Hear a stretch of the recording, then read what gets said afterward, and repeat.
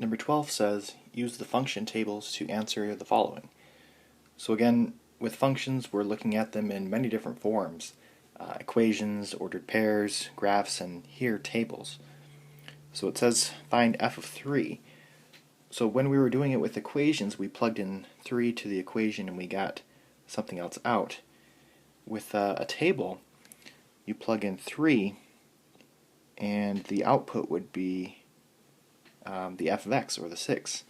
So you're basically just reading the table here. And that will be 6. For f of 8, you would read that part of the table, and it's -7. For the solve f of x is equal to 5, just like with the equations, how it was the reverse, it is kind of the reverse here. So they're giving you the f of x, they're giving you the y. So what would you need to plug in to get that, or what x value would you need to plug in? And that would be -2.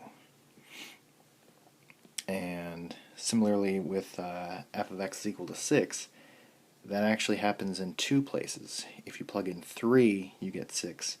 If you plug in 5, you get 6. So both 3 and 5 work for that. So similar to how we did functions as equations, it's kind of the same thing, but this is in table form.